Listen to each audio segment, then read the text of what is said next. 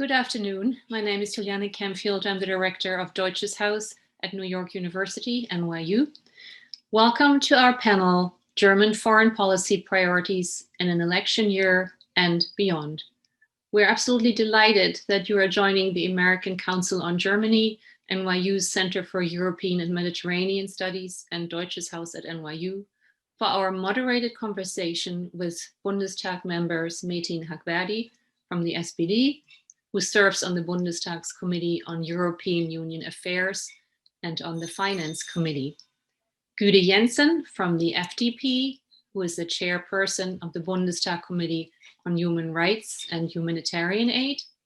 And Omid Nouripour from the Greens, who is the foreign policy spokesperson of the Green Parliamentary Group and also serves on the Committee on Foreign Policy and Human Rights.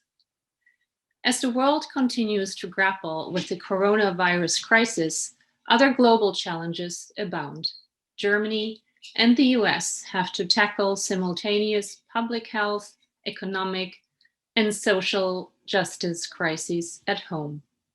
But foreign policy challenges are simmering in all corners of the globe. As Germany heads towards federal elections this September, our three speakers will explore what role foreign policy will play, or rather is already playing right now. This conversation will be moderated by my colleague Christian Martin, the Max Weber Chair at NYU Center for European and Mediterranean Studies, and the subsequent audience Q&A will be guided by Stephen Sokol, the president of the American Council on Germany. The American Council on Germany will post the more extensive bio information for all the speakers in the chat. So if you want to read more about their accomplishments, check your chat and read their bios there. And before I hand things over to Christian Martin, I just want to thank everybody. I want to thank the three speakers for making time in their busy schedules for joining us today. I want to thank the American Council on Germany, especially Steve Sokol and Christian Martin, of course, and his colleagues at the Center for European and Mediterranean Studies. And I want to thank you, the audience, for being here today, for making time in a Zoom-heavy life and overcoming Zoom fatigue on this, Monday. I had to ask myself, which day are we in today? And that's also a sign of fatigue, everything fatigue. So bear with me, I'm almost done. I also want to thank the DAAD, the German Academic Exchange Service, for their continued support of our academically inclined programs, and my colleagues at Deutsches Haus and NYU, especially Sarah Girner, Adriana Diaz, Linda Kürzel. So that's it for me. And now, Christian, the floor is all yours. See you later. Bye. Thank you very much, Juliane. Thank you, Stephen. And thank you, our guests today. It's an honor to have you on. It's as we are headed into the election season, maybe it's telling that the two members of the opposition parties are already there while the government is still stuck in traffic. But we are very much looking forward to welcoming Metin Hakverdi as well when we talk about foreign policy in this panel. When we think about foreign policy in Germany, we usually don't think about European integration and European issues because it's so closely intertwined with everything that's going on in Germany. And because of that, I would like to start my first round of questions with just this European topic. And my first question goes to Gyde.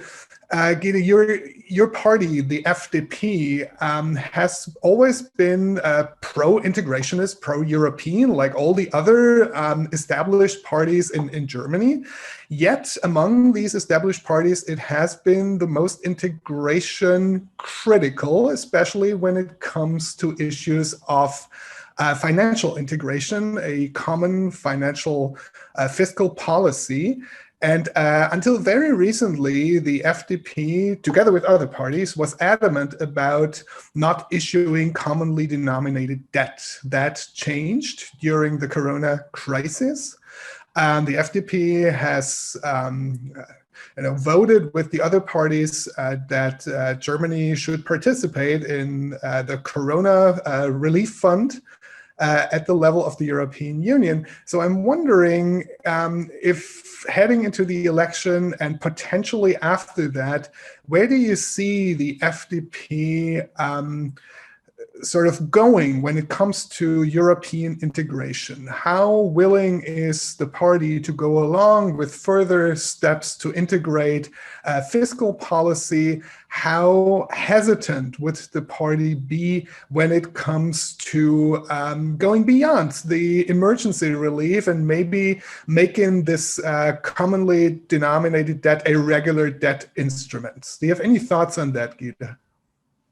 Yes, thanks for the question. I think this time, these pandemic times are very special ones that also are in special need and have a special need also for decisions that we took in the Bundestag. So on a very personal note, I was very happy that my party group also decided on joining in this decision, because in my opinion, when we are talking about solidarity in Corona pandemic times, it's not only also on a European level, not only with regard to financial solidarity, but also it is with regard to financial solidarity. And that was one example how we could solve a problem that is that needs to be solved on a European level or beyond that, because we all know that a pandemic is something that affects all countries in the world. And we're currently talking about the value of having the ability to get vaccinated in Germany, but still there are let's say many countries that are not in this position of demanding vaccination so far. And I think this decision that we took in the Bundestag just a few weeks ago was one example how we could also in the future see European integration. I think my party remains very critical when it comes to common financial debts, also with regard to generations that are ahead of trying to make politics their means. But still, we were in this position to have a solidarity move on the European level. And still we will have debates on further instruments in the German Bundestag, also when it comes to the next legislative term. So I thought it was the right decision to make. And I think that everybody in my group, in my party group at the moment, is standing behind this decision that was also directed namely, so you can actually tell who voted for and who voted against the decision. Thank you very much, Gyde. Omid, let me ask you. Your party will most likely, in most scenarios, play an important role after the election. Maybe you will be in a position that the Chancellor, Annalena Baerbock, is from your party. Maybe not, but most likely you will be part of the government. Now, the Greens are the most integrationist party in Europe, very integration friendly, very post-national in their ideology. On the other hand, Germany, as the largest economy, is the indispensable force in Europe.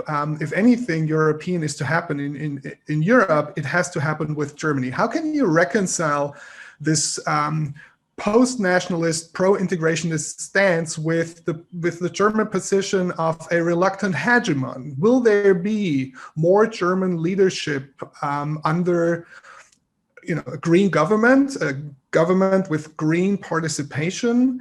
What would happen in a reiteration of the European sovereign debt crisis? Would the Greens be willing to be as outspoken and as, some would call it hegemonic, as Germany proved in that crisis, to get other countries to do what Germany perceives as the right thing?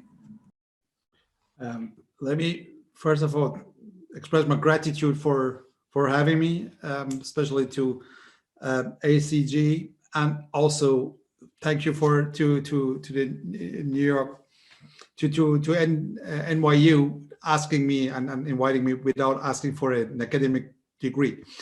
The answer to your question is yes and no, because of course there is a lack of leadership in Europe. And no, it's not about standing up and playing the dominator. Let me give you one very brief example on that. I was part of a call we had with fellow colleagues of ours from Spain, talking about the pandemic situation in our countries. And we sat there and we got a message, all of us got a message that there is this Macron-Merkel stimulus package proposal of 750 billion euros for Europe.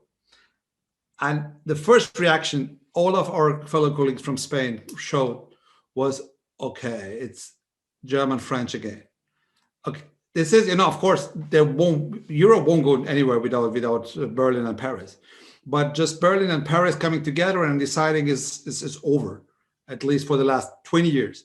So the question of leadership, of course, is a question of being able and willing to leave no one behind and include all of the countries. We have a couple of dividing issues in Europe. This is a question of migration, the question of energy, the question of the finances, the question of concern of member countries of European Union when it comes to Russia.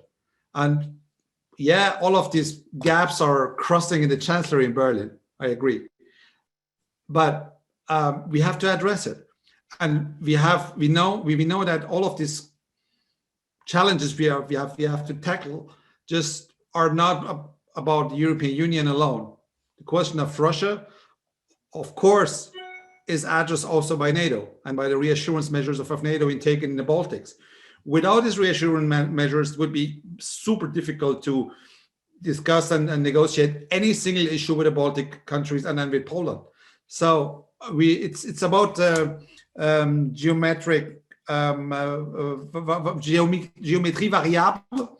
I think it's a term has been invented by Sarkozy, and it's the only time in my life I'm quoting that guy. But at the end of the day, it's not about one single axis going taking the lead. It's about different variable geometries taking leads on different issues, and at the end, bringing anybody together. Thank you, Omid. Let's stick with Europe for a moment, and I would like to ask you is there enough conditionality attached to the rule of law mechanism in the European Union? Should there be a stronger stance vis-a-vis countries like Hungary and Poland? And how could we go about it within this, after all, strange mix that is the European Union? We're dealing with sovereign nation states that have signed an international treaty that they will stick to certain rules. How to enforce them? I think Omid is with me when I say that we need more conditionality when it comes to financial aid or financials that are guaranteed to all member states. But in direct comparison or linkage to the rule of law, very basic, if I may say, very basic values of democracy and the promise of human rights. And if we see Hungary or Poland, as you said, we see that countries have been blocking these conditionality for many years, for many months, and still now the European Union kind of lost the bet by saying or by granting Poland and Hungary certain, let's say, steps where they can just lean and wiggle around the concept of the rule of law, and by avoiding certain very strict but values that are true for every European country. So I would say we need a direct linkage and condition on granting financials to these countries, and we should also be in the condition to take them away again if we see that they're not abiding by the rules that we set ourselves in the European Union. So there could be it could be a means where we could be a little more strict with Hungary, also with potential new member states, because if they see this theater, that, if I may call it, sometimes it is a theater, they might be trying to get these new rules that have also been applied by for Hungary and Poland. And I think that shouldn't be the case, because these rules and values are so basic that we need to be credible also in the world. And if we are not applying these same rules for all member countries, it's very hard for us also in the European Union to ask for these values with regard to other countries such as China or other countries. China always comes to my mind when we're talking about credibility and the rule of law and human rights. Thank you. Welcome, Metin Hakverdi from the SPD. It's great to have you here. We were just talking about Europe, European integration, the future of European integration. Now, your party is in a position that they, it's both the foreign minister and the state minister for Europe are from the SPD. So naturally, I would like to hear from you. Where do you see the future of European integration with respect to further steps in fiscal integration, but also the rule of law that we just talked about? Where do you see European integration going? Also with threats like Frexit maybe looming, or even, we now have a party in Germany that calls for a Dexit, the withdrawal of Germany from the European Union. Well, hi, Christian. Hi, everybody. I have to apologize for being late. It's Monday of session week, and I came in from Hamburg to Berlin. I just came into my Berlin office, and things didn't work out as I wanted it to be. So I apologize. Sorry for that. Always difficult to enter a discussion when Omid Nouripour had the opportunity to start without me. So I can't. I don't know what he said so far. Always difficult. Is that a Prussian eagle there with you, Omid? I just said that I it's can't usual really that recognize the government that is struggling in the traffic jam. No, serious question. Usually, I would separate two issues concerning the European Union and European integration: interior and foreign affairs of the European Union. That is just, in theory, that's not the best to separate the two, because they interconnect. But just to make my point clear, and you asked, I'm thankful that you asked for fiscal policies and not only foreign policy issues. So fiscal.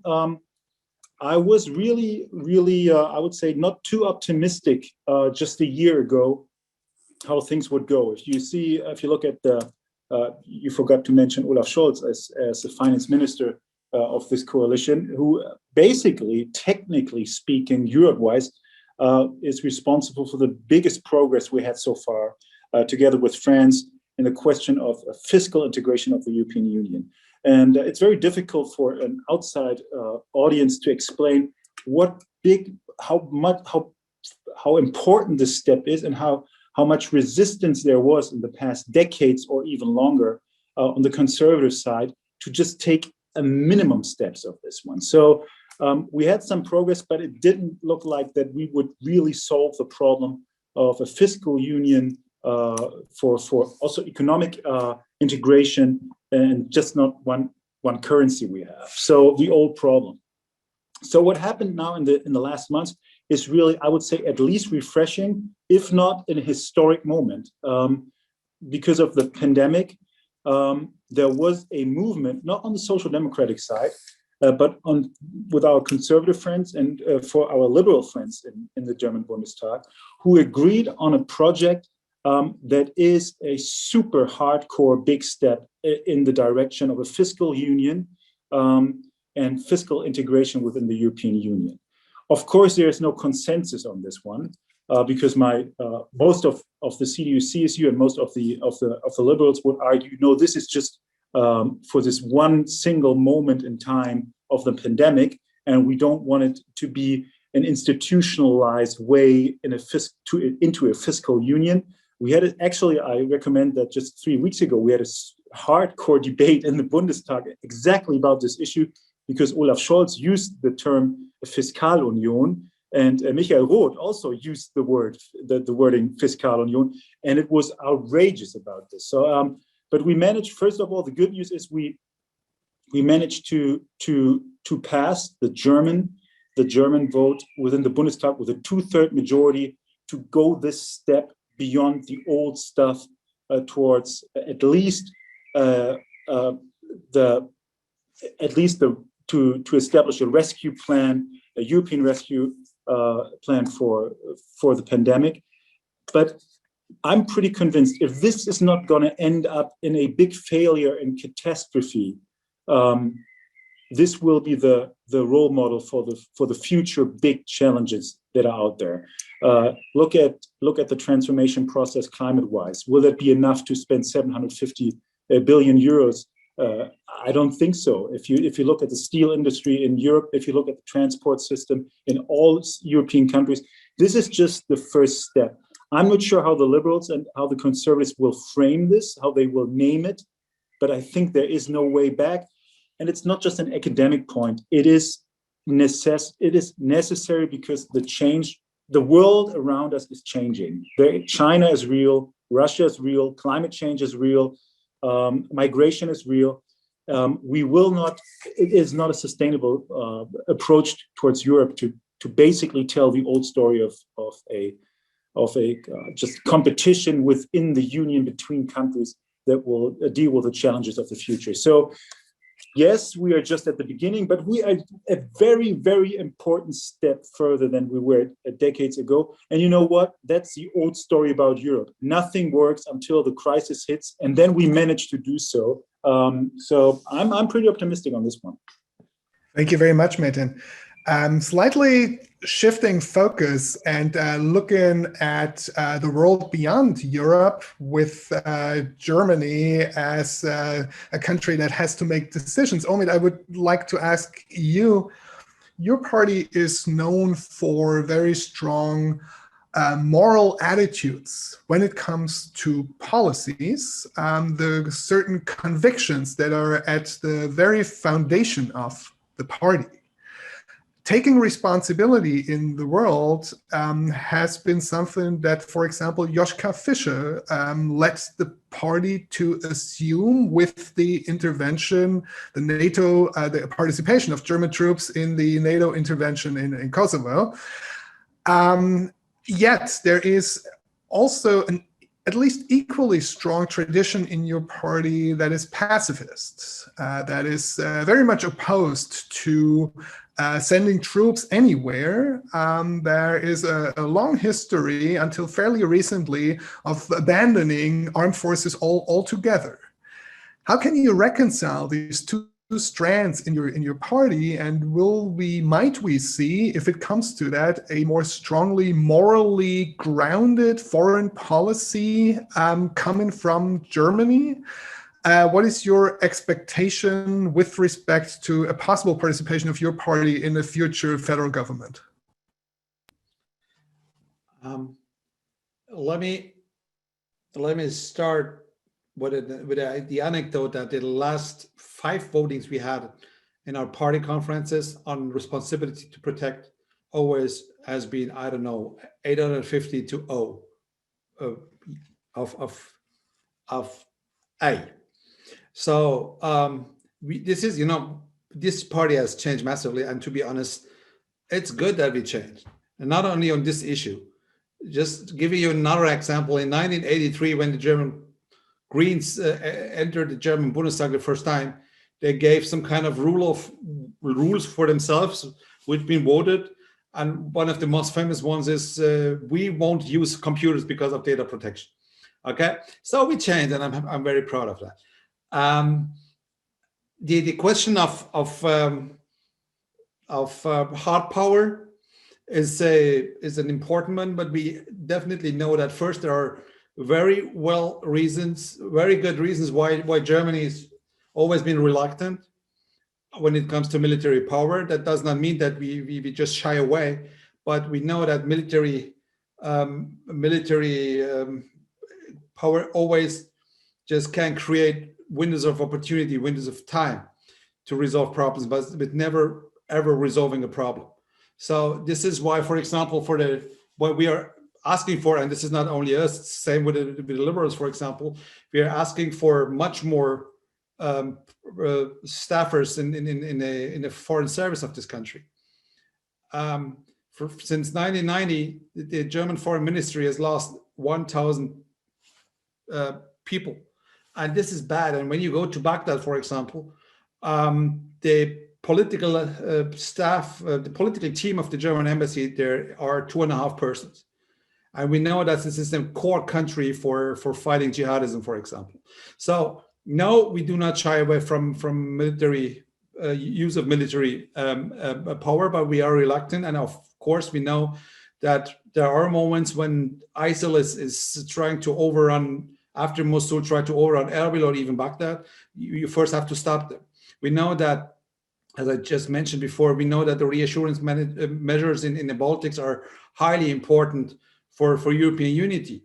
We know that people in Ukraine are fighting our fight when they contain the Russian aggressions there.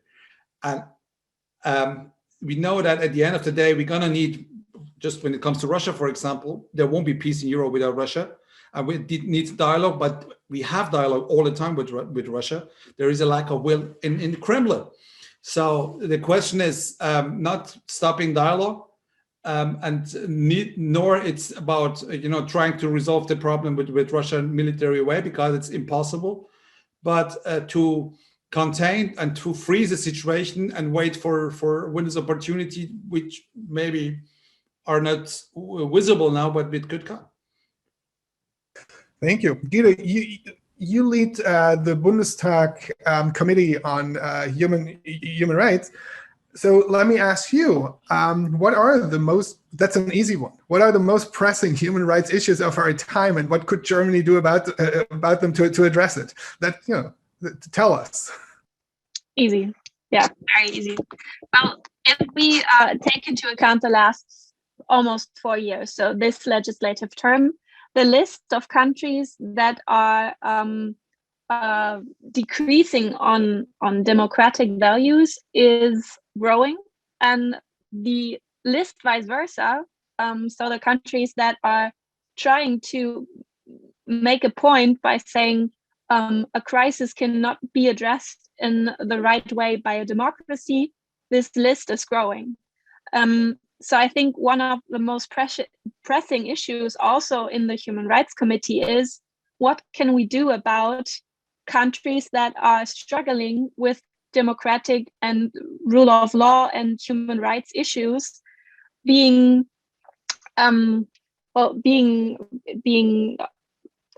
addressed by authoritarian regimes such as China, such as Russia. Also, I would definitely also say Turkey, who try to make a point by saying democracy doesn't solve anything.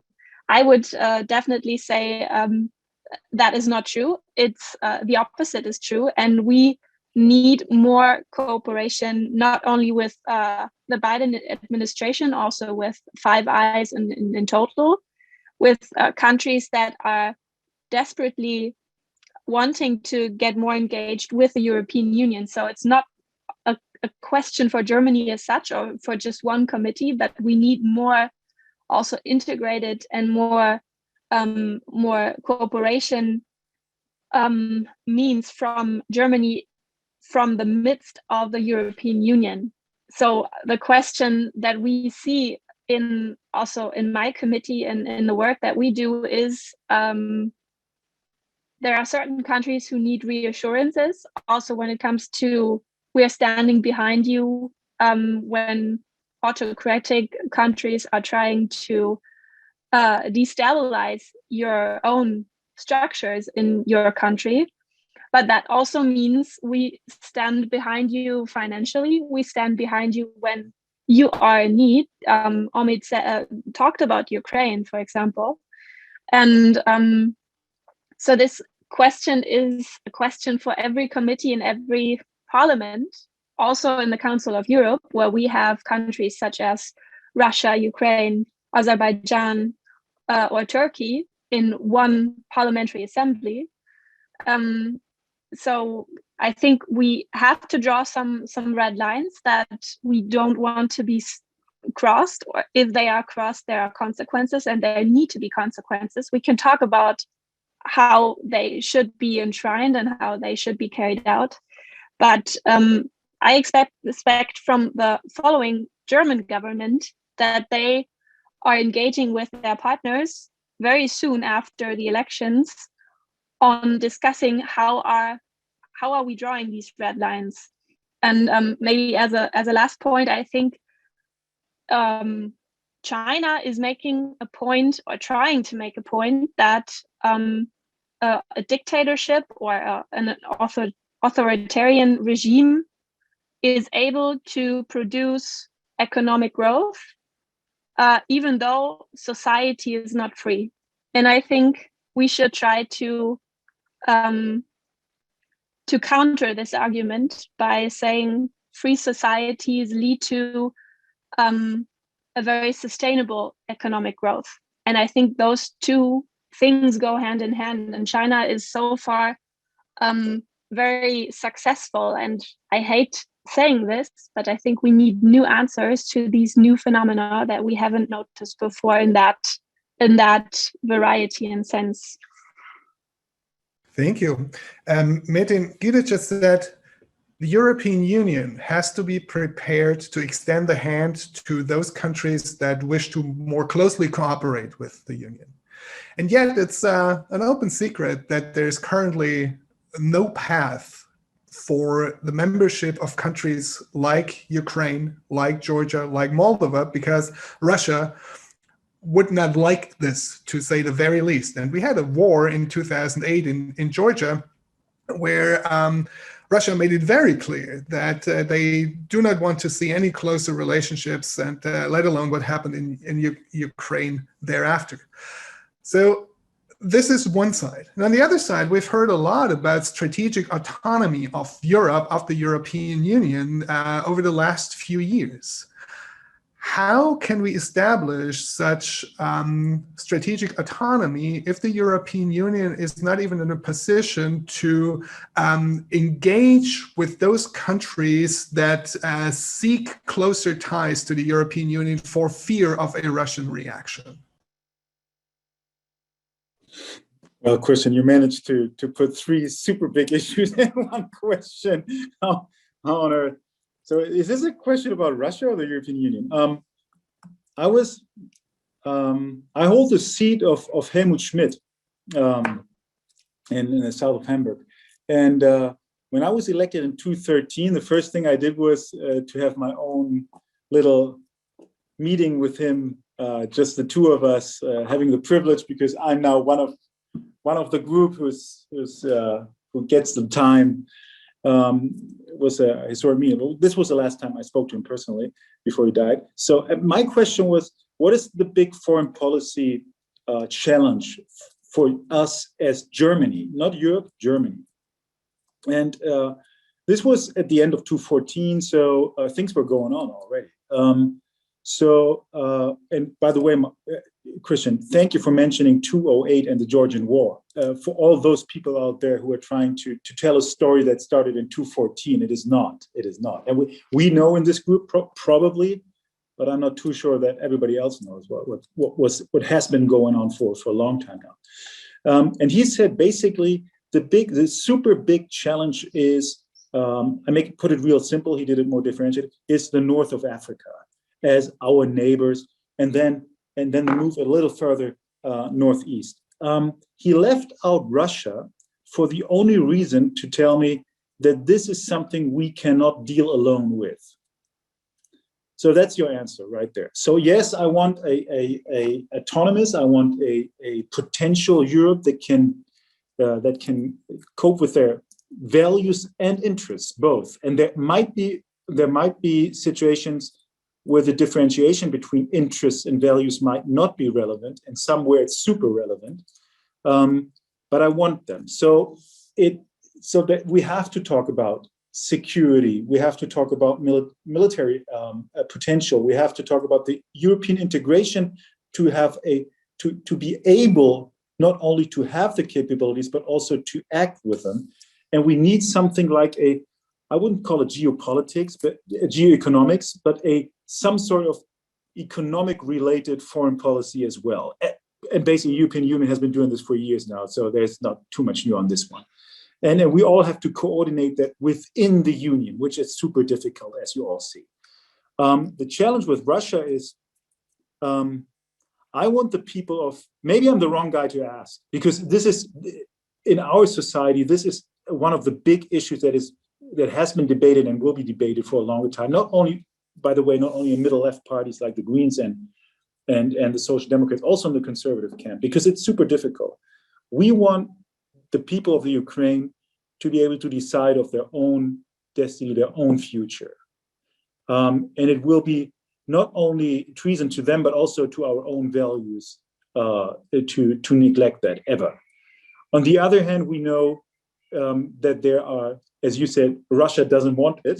That's a very simple term on it, that we have to act around or with this attitude of Russia. So how that turns out, do we have to, I make it really concrete. Today, it would be probably wrong to say, on a German point of view, our foreign goal should be that Ukraine will be a full member of NATO in some time.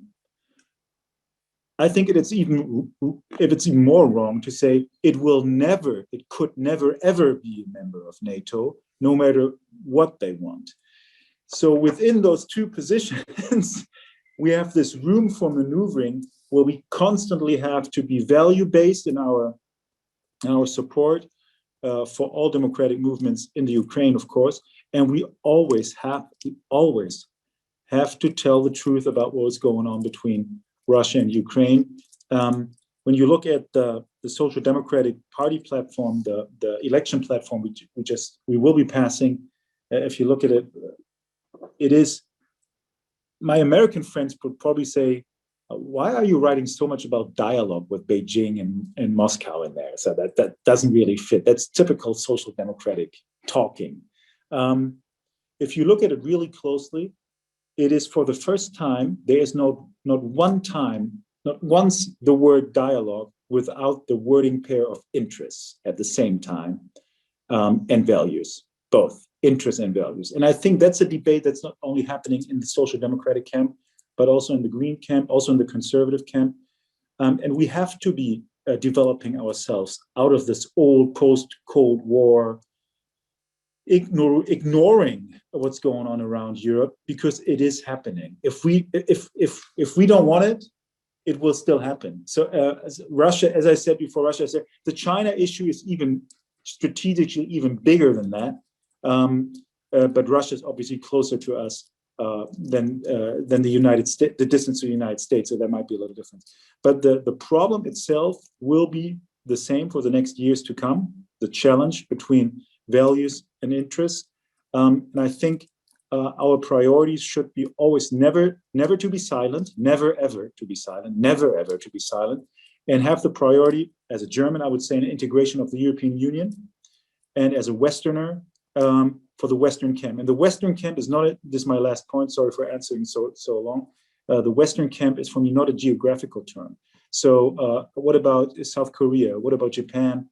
There must be a global approach on a value-based system that can also defend interests at the same time. That would also help Ukraine. I'm convinced of that. I think a good Western, open, value-based relationship to countries of Eastern Asia would also help countries like, it could be in the future in Southern America, it could be anywhere in the world. So let's do what we can do now more easily before sending troops to East Ukraine. At some point, hopefully, we are not getting into that position to do so. And very, very last point, North Africa.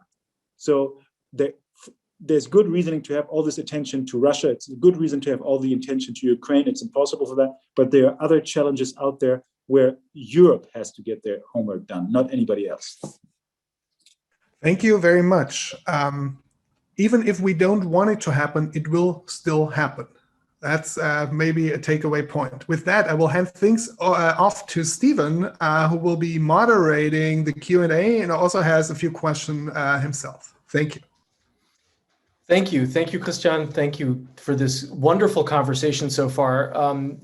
I guess I'd like to pick up where Metin left off. Each of the three of you has talked a little bit about interests and values. That's obviously been a thread that has been woven into the conversation so far. Metin brought up the party platform of the SPD. And I guess I'd like to ask each of you sort of the core question that I had going into today's event, which is, what role do each of you think foreign policy will play in the election? And Gyde, let's maybe start with you, go to Omid, and then Metin. Do you think foreign policy is important in the upcoming election campaign? Well, if we open our newspapers, I would say the news suggests that it is. But if we ask around in Germany, what is the most pressing issue for you guys? People tend to say there are social issues, economics, when it comes to getting out of the pandemic. So foreign policy, I think, is something that people have in the backs of their minds, but would not say this is the number one topic for me on the basis of which I decide whom I will be voting for.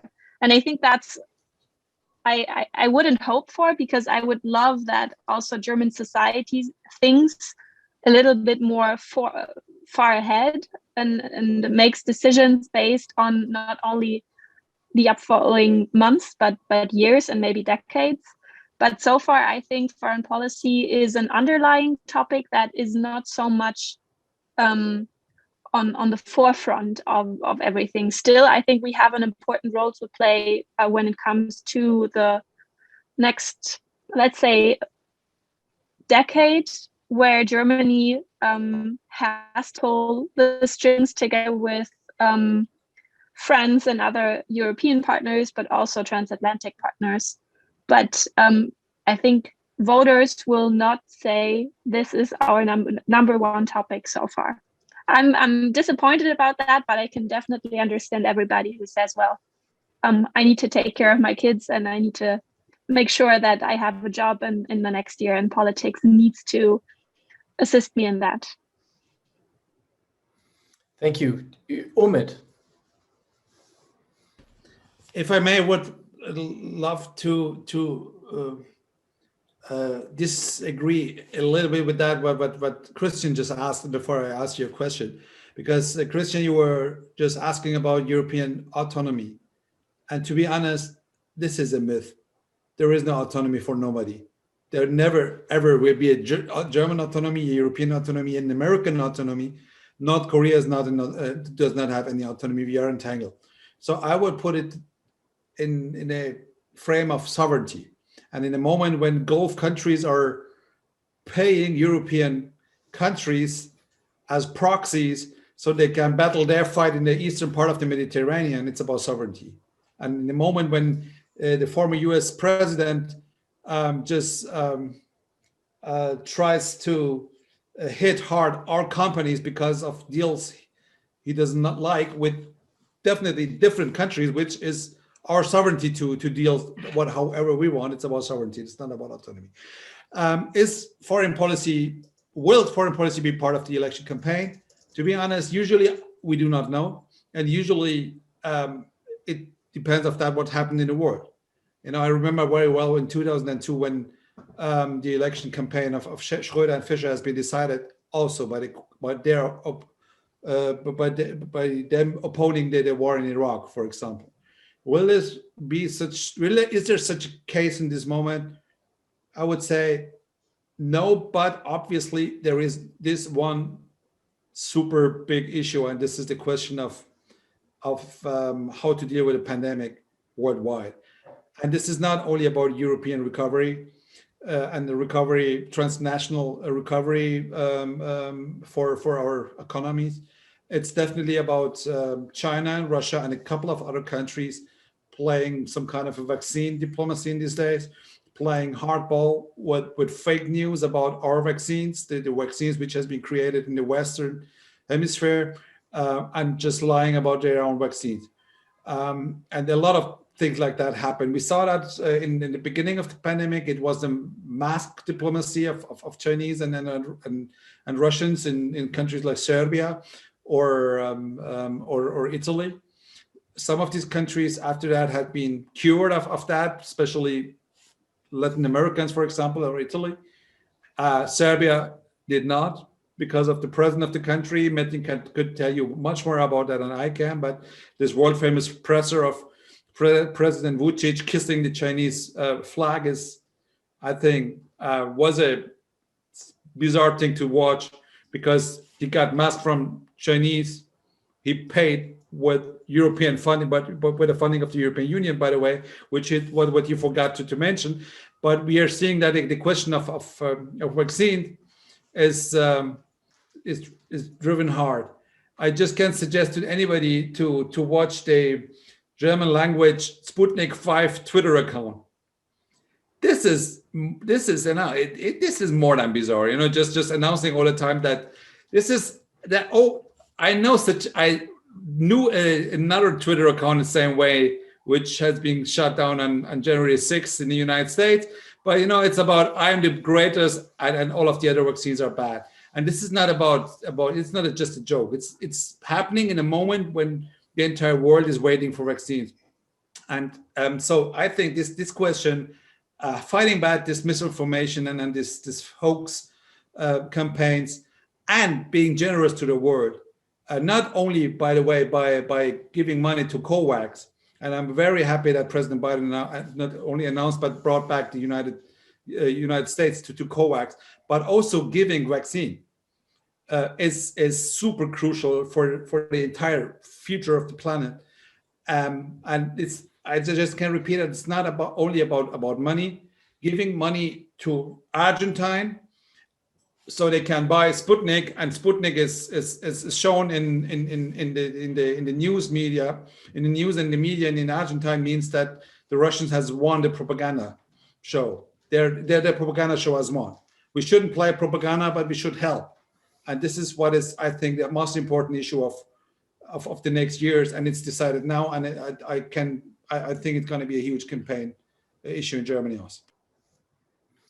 Thank you, Omid. Metin, maybe your 2 cents on what role foreign policy plays or will play in the election.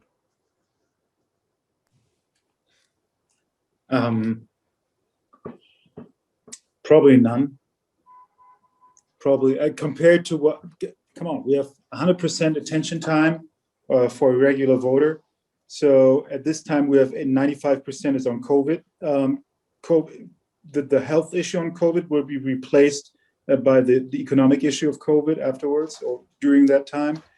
The climate issue will be super big, because obviously the polling is the Greens have a super hardcore selling point on that one in the election cycle.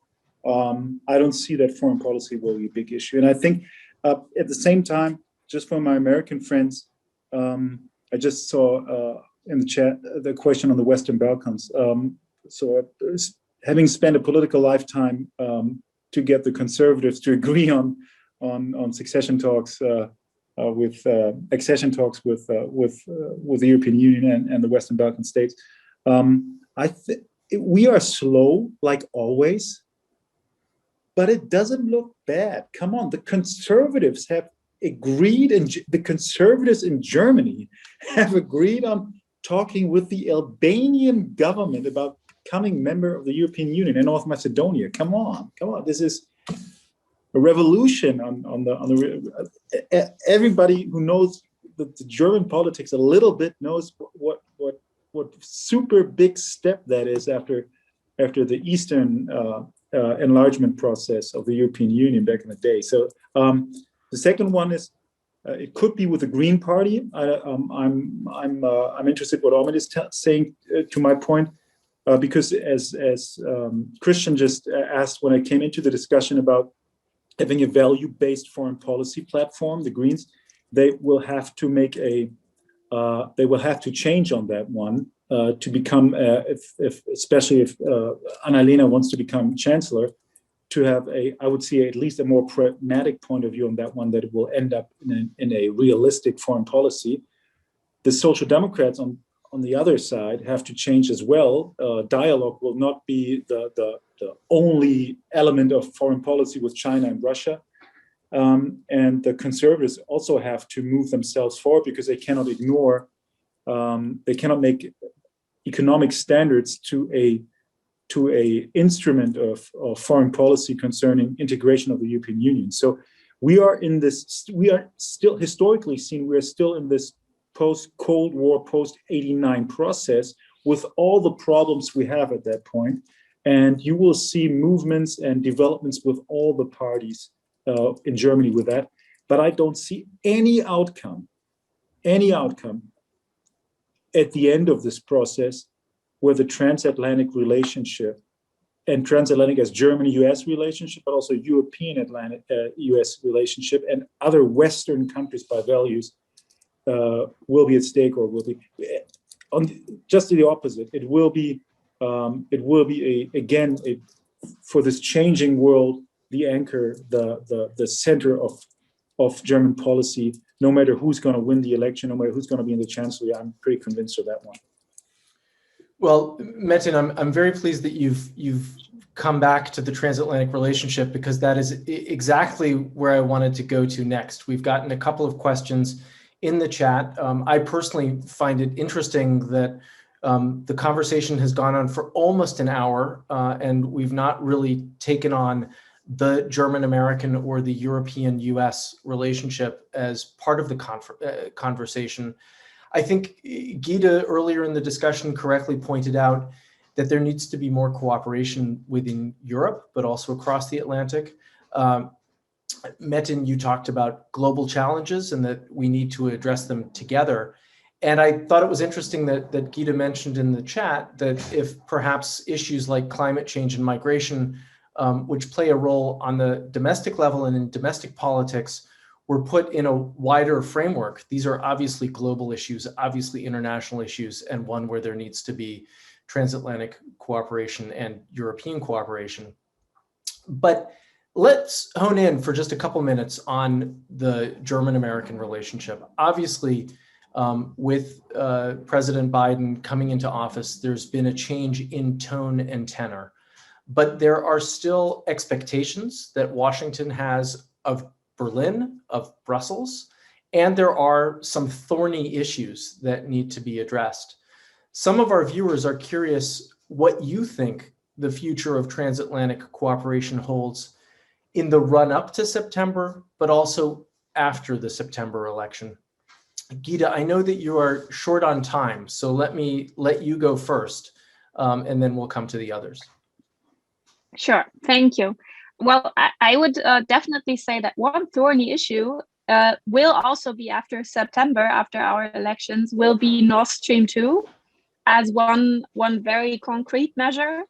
And saying one other thing that I noticed with regard to the end of the German presidency in the European chairmanship, I think we should have talked with the getting into office Biden administration when it comes to the comprehensive agreement on investment between the EU and China. I think that would have been a very important symbol also to our transatlantic relationship and friendship. If Europe, if Brussels, but especially Berlin would have talked to the Biden administration that they were going through with announcing that there has been an agreement, even though the agreement as such has not been passed so far, and I'm not expecting it to happen anytime soon. But these kind of proactive engagements, even in the transition phase, I think they would have been very important also when we now talk about we need cooperation. I think things like this discussion today, meetings and all of these actions that you're doing for and from the American Council on Germany, Atlantic Brücke, all these kind of networking measures need to be taken up in the following months, even though we are campaigning.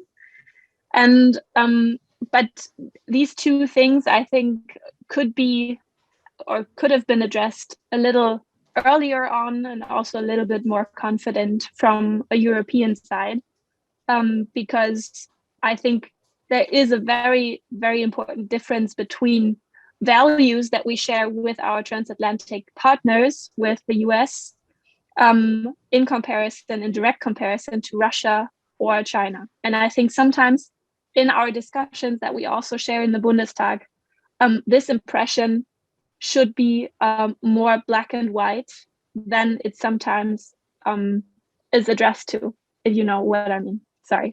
And I'm just going to zoom out in a few minutes. I'm sorry, but thank you very much for giving us the opportunity to discuss very important question. Gyde, thank you so much for being with us today. Omid, let me come to you next with this question about the future of transatlantic cooperation, and let me also fold in another viewer question. One of our viewers is curious how your party will reconcile its anti-Russia and pro-NATO positions on one side with its dislike of U.S. nuclear arms on German soil and its opposition to German participation in nuclear sharing. First of all, let me wonder why Metin is laughing, because the question should go to the welcome in the German club. Office Welcome Parliamentary in the club, Omid. Second, before Gyde leaves here, I just don't want to miss the opportunity to announce that these three parties here are the next majority in German Bundestag. But coming to your question, first, my party has been founded also with a pillar of those people who want to get rid of nukes. And to be honest, I'm part of these people. I'm a member of Global Zero, and I'm very proud of it. And when I talk, and I know a lot of people in the current US administration also are Global Zero believers. Second, we know that there is a long way to get there, and we know that it's a long way to end, for example, the nuclear sharing. And we know that this is nothing we should decide transactionally. And we have to talk to our friends in Europe, especially in the eastern part of Europe, and all of the countries I mentioned before, which are highly concerned of Russia, and we know why, and we take that very, very serious, very, very serious. So we don't want to give up on the goal, but we know that it's going to be a long way, and we're going to go on talking. The question of, but we also have to, I just have to say that a lot of deterrence scenarios I'm seeing today are just a blueprint of the Cold War, and definitely not realism. There are only two scenarios for a first strike, for example. One is hitting Moscow, and the second one is hitting our own lines. This is, by the way, has been the plan of the Fulda Gap. I'm from Hesse. In Hesse, there have been plans for nuking parts of my federal state, for destroying the way, the path for the red tanks to the strategic, highly important city of Frankfurt. These are the first strike scenarios from this Cold War, and nothing else, and none of them is a realistic one today. So there are also questions of the first strike, question of reducing the numbers of. So it's not, just coming in and we know this won't be this way and we are getting rid of nukes. But if we give up the goal, I think it would be a huge mistake, not only for us, but the entire humanity. And I still can remember the President Obama's speech in Prague, and I could still sign any single letter of this speech. Thank you, Omid. And now to you, Metin. What's your assessment of the state of the transatlantic relationship now, but also after the election? Let me use this for my own personal broadcasting issue to the American audience. Everything is better after the election from November. Everything is better. Everything is better. And that does not mean that everything has changed in the United States, but that gives you a role book example of how diplomacy and international relation works or how it does not work. So everything is better. Good job, guys. This is where we wanted to be. It's not God-given that it will stay this way. It's a result of elections. So never forget this. Never forget this French voter. Never forget that German voters. And never forget US voters on that one. I make it really short because it's a super big subject generally. So the American taxpayer is paying a ton of money for the transition in the next years. So if the goal is to protect the world from climate change, let's get into talks about that we are taxing carbon dioxide emissions as some sort that it doesn't messes up our trade relationship. Let's talk about protection of those investments against cheaper imports. Doesn't have to be a border tax system, but could be a border tax system between the European Union and Germany. I think it will I could argue as also with a conservative Republican member of Congress, then it's in his interest and to defend American workers' rights and American investments on that one. So let's try to create successes on this one really, really fast. China, I don't know. China is, because the US debate is so much further than the European and the German debate, then I'm realistic enough, probably when the pandemic is over, we have to start a super intense traveling program for members of parliament like me and Omid, for members of Congress. We have to catch up a lot of talking on this one. The difference is so big. And I see a little danger on this one, that with all the domestic quarrels within Congress at this point on domestic issues, this might be the common ground to be really, really hardcore on China, where some European countries just don't follow maybe. So I see that danger. When Mrs. Merkel is not in the chancellery anymore, basically, I'm telling this, there's no conservative who can disagree on this one in the round, so I can say this. Probably the most moderate China diplomat will leave the stage in Europe, probably with the election, and it will be different. And I think that some of our American friends think it will be a lot better in their approach they have already been pleading for the last months or years.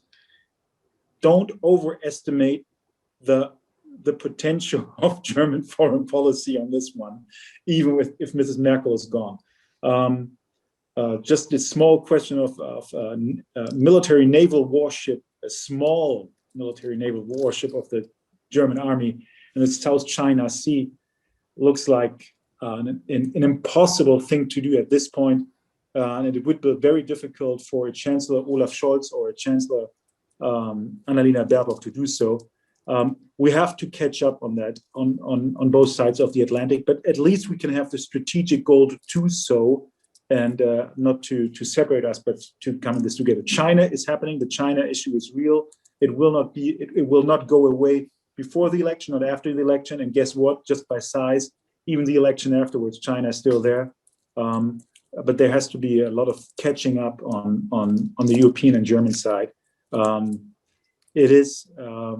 Germany is moving faster than in the past, but we are still not up to par on this issue. You have to be realistic on this one. Please be patient with us. We are moving in the right direction, but we need a little time on this one.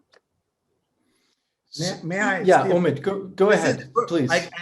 I love my friend Metin, and we are discussing all of these issues for decades. This is the first real disagreement I discovered, so I'm very happy that I can go for that if I may. First, I just want to beg anybody in the audience not to underestimate German diplomacy and German soft power. And second, Yeah, there is a battleship now, German battleship now on its way to the East China Sea. Hey, this is cool. And all of the parties of ours are which, you know, the liberals, the conservatives, the social democrats, and the Greens are supporting this, because Germany is, for example, the chair country of the UN sanctions committee on North Korea, and just taking a chair in the United Nations is not enough. So it's, of course, it's showing some kind of another level of ambitions, which is the right thing to do. We definitely won't go there to shoot at Chinese ships violating the sanctions. This is, and they know that we won't go there for that. But to be honest, Omid, just one small question. Just let me finish that and then tell me that. It's a friendly pitch. It's a friendly pitch. Forget China. Think about Myanmar. Would a German, a green chancellery, a government in Germany with a green chancellor would really post a military response on a regime like in Myanmar? Not talking about China. I think we are still not there. Metin, let's stick with China. No. Obviously, the situation in Myanmar is one that concerns us all and one that we are following. But we're. Excuse me. May I, Steve? No, I just finish my thought. When I talk about Myanmar, I just cannot forget China, because it's all about China when it comes to the junta in Myanmar, because they're backed by them. What I just want to go for is, when you talk to scientific researchers all across the globe and how they see international geostrategy, they talk all the time about power projection. And China, especially Russia, is playing power projection masterfully. And we do not even think about it. And this is a huge mistake. So this German battleship in the Eastern China Sea won't resolve any problem, but it's good to have a flag there. It's highly important to show that we are alive and we are there. Let me ask one more question about China, and then I have a couple of short closing questions for the two of you. And I guess the question about China, and it ties in with the transatlantic relationship, is I'd like to hear from each of you where you see opportunities for transatlantic cooperation when it comes to China.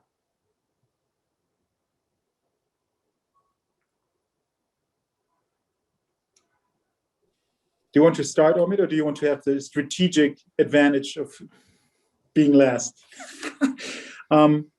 If this government will end up, as Omid announced just a few minutes ago, this will be a challenge for this government. It will be a challenge on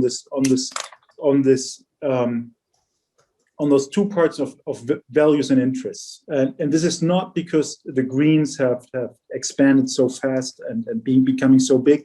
It is not only because the Social Democrats have a comparable problem.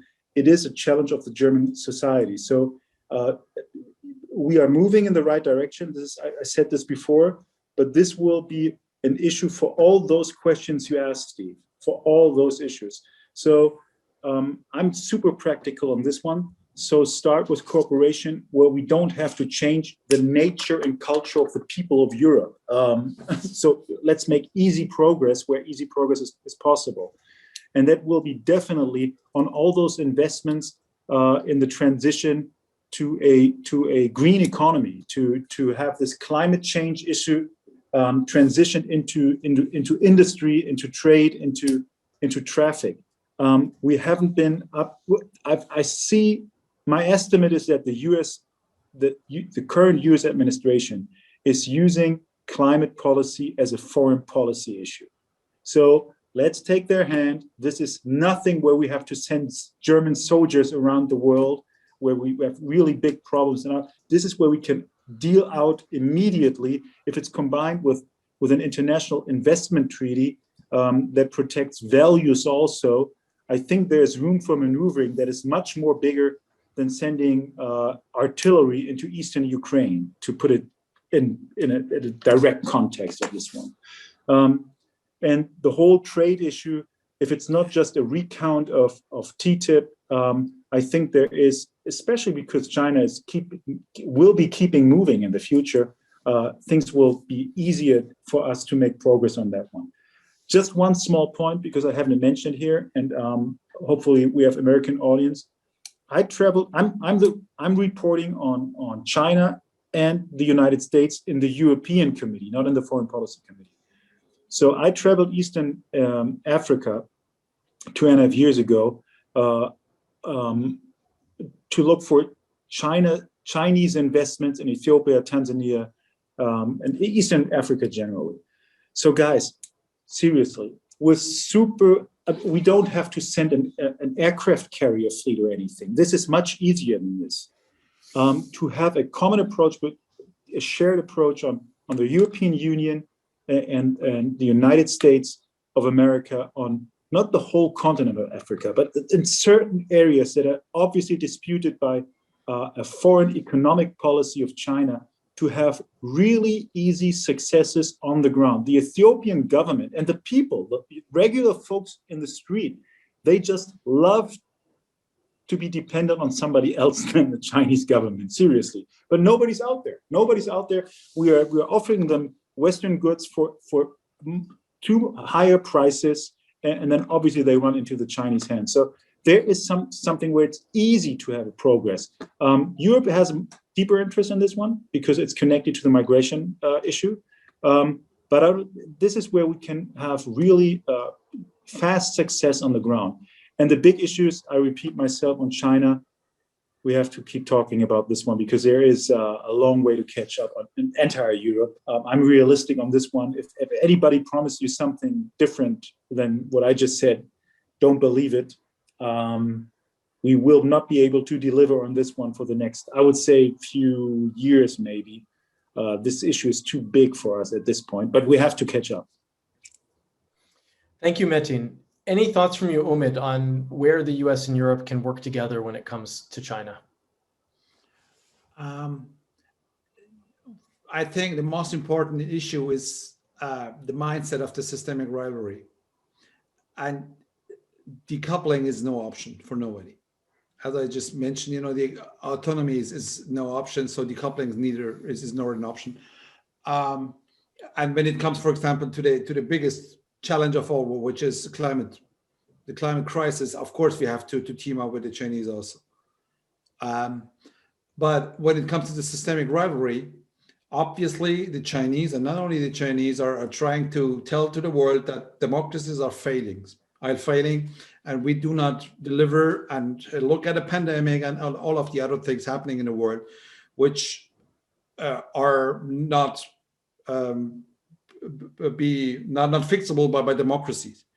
And we have to team up to show that this is definitely wrong. And I tell that as a person who grew up in a country which was not a democracy. I grew up in Iran in the 80s. There's no option than defending our democracies.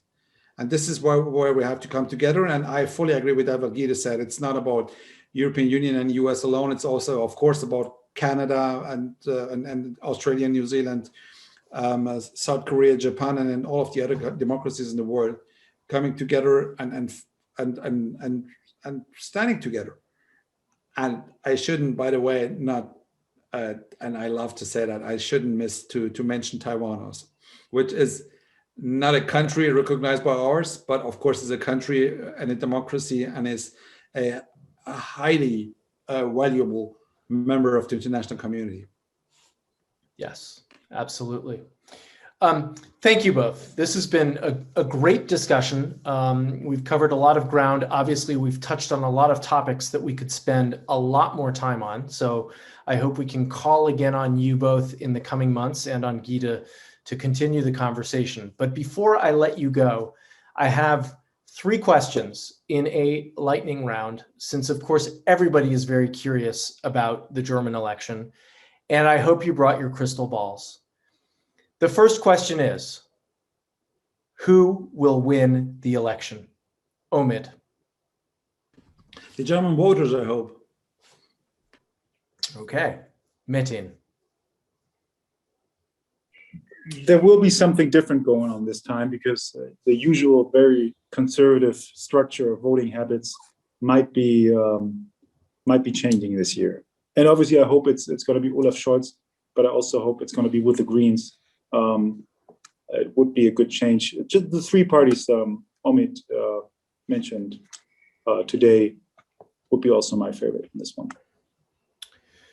So you've now also answered my third question, but first, let me ask the second question, which is, how long will coalition negotiations take? Of course, last time, 4 years ago, it was a record, right? Not a good record, over 100 days. How long do you think coalition negotiations will last this time? Okay, you want me to start? Sure. To be honest, it's a very serious question. Of course, it depends of our voters and their decision. But I pray to God 5 times a day that it's going to be a quick fix. The reason for that is the much more exciting elections are coming up in May 22 in France. And it would be a very bad idea for Europe not, having 2 pending countries. 2 of the biggest countries of the continent pending in insecurities in that time. So very, very, very well. I very hope that we're gonna have a voting for the next chancellor in December. It depends on the situation on the ground. If the pandemic is over. And everything will be fine like always, it could take a long time. If there is some sort of crisis, economic crisis after the pandemic or other crisis, that might put the pressure from outside to a quick fix.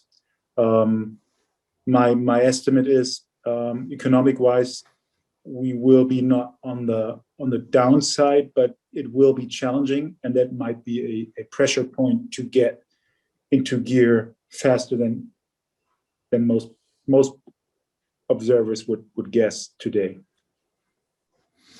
Well, thank you both. And of course, you've both answered my last question, which was, what will the governing coalition look like? Omid said it earlier, Metin, you just touched on it. A coalition of the 3 parties that were represented on today's panel. That is the wish that I take away from you both.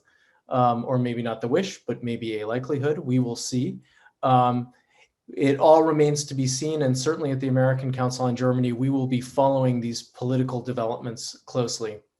But Omid, Metin, and of course Gyde, I want to thank all of you for participating in today's discussion. I thought it was a fabulous discussion, and as I said, you covered a lot of topics. We look forward to drilling down with each of you on some of those topics at future events.